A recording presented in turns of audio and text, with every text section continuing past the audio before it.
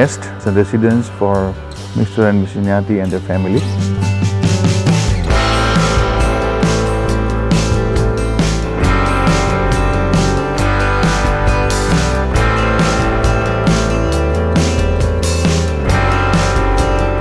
This place just magnetically attracts us back here, and that's what is all house which becomes the home.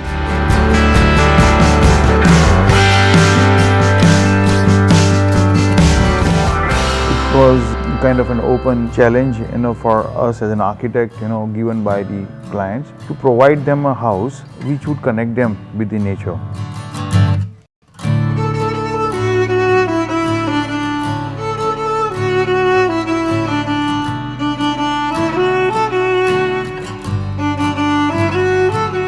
As you see that the garden coming inside the house and the walls drawing outside the house somehow breaks that monotony of being inside and outside.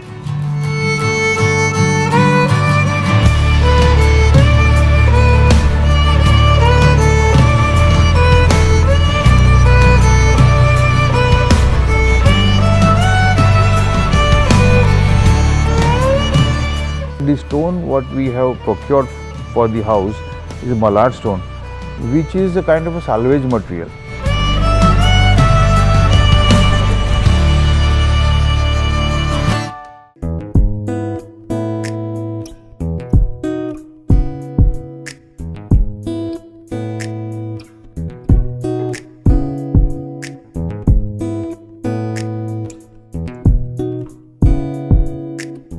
And we also found there are few neem trees.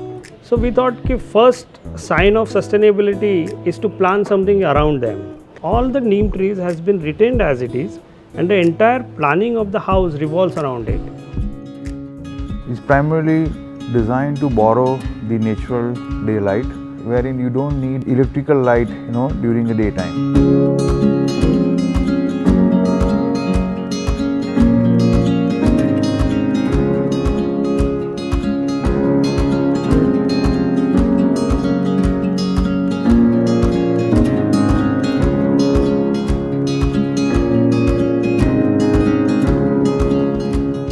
But the entire wind movement and the entire opening patterns and the introduction of the courtyard, skylights, kind of a stacked ventilation, it worked so magically well that even the client, they are always very happy living with the nature, keeping their windows open or simply by putting the fans, which is, I think, was one of the big success of this house.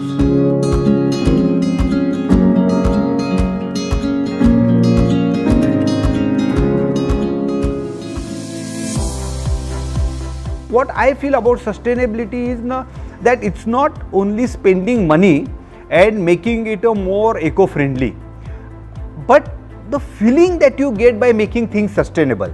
So I can tell you that feeling is a fantastic. When we come back to house from anywhere, how much ever beautiful place we go to, we really feel that this is the best place.